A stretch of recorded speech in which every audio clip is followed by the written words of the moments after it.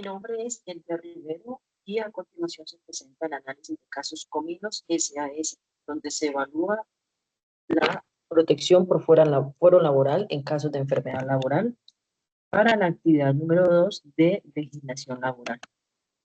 Inicialmente tenemos la presentación del caso, la descripción del caso, que se trata de un trabajador contratado a término indefinido que durante la ejecución de su contrato es diagnosticado con una enfermedad degenerativa de origen común preexistente a su vinculación laboral.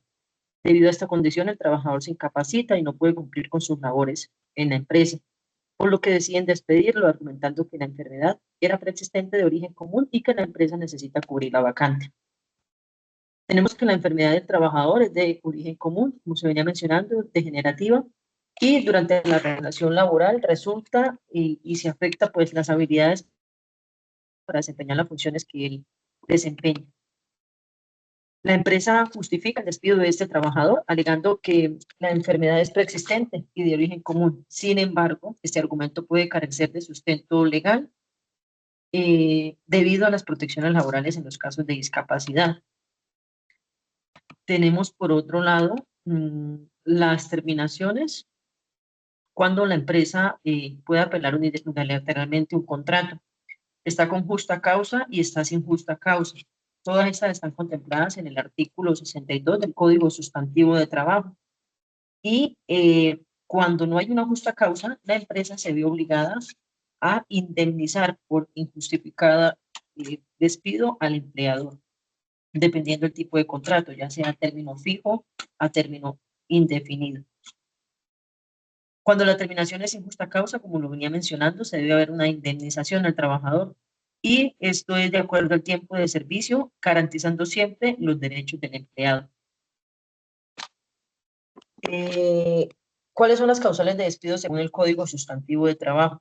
Incluye, o entre estos casos están los actos de violencia, injuria, casos graves, negligencias, detención del trabajador o por arresto, cuando el trabajador revela algún tipo de secreto o algún tipo de enfermedad, siempre y cuando tenga los requisitos específicos y que esté limitada por la protección en caso de situación de discapacidad. Por otro lado, veremos los derechos del trabajador. Ahora bien, vamos a argumentar y vamos a mencionar hasta qué punto la ley puede interferir en la decisión de la empresa en la materia del despido. La ley y todo esto debe tener una autorización previa del Ministerio de Trabajo. En caso de que el despido se haga y no haya la autorización del ministerio, se declara como un despido ilegal o un despido que no se debe realizar. Bueno, en este caso, si la empresa puede o no despedir con justa causa al trabajador.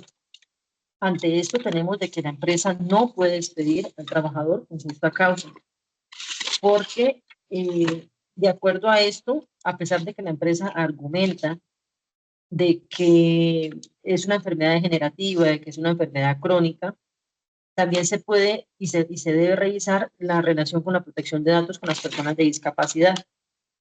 La Corte Constitucional ha establecido que el despido de un trabajador en situación de discapacidad o debilidad manifiesta, incluso por una enfermedad común, sin la autorización del Ministerio de Trabajo, se considera ineficaz. La empresa debió solicitar la autorización al Ministerio de Trabajo antes de proceder al despido. ¿Qué posibilidades tiene el trabajador para demandar a la empresa y qué resultados se pueden obtener con ello? Las posibilidades son bastante altas y entre los resultados se tiene el reintegro, el pago de los salarios o prestaciones dejados de percibir, la indemnización por despido injusto, la indemnización por discriminación posible. En este caso, si el trabajador o la enfermedad del trabajador se considera un acto discriminatorio, el juez puede ordenar el pago y la indemnización por daño moral o violación de los derechos fundamentales. Y finalmente, pues el pago de los aportes de seguridad social y todos los parafiscales. La empresa se ve obligada a reintegrar al trabajador y los gastos que acarrearía ya serían los que veníamos mencionando, que son las posibilidades de reintegro. Un despido sin autorización del Ministerio de Trabajo en estas circunstancias es considerado como ineficaz y se considera para un reintegro del empleador. Además de eso, acarrearía los gastos de salarios, prestaciones retroactivas, los aportes para fiscales, la indemnización y la obligación a mantener al trabajador dentro de su nómina.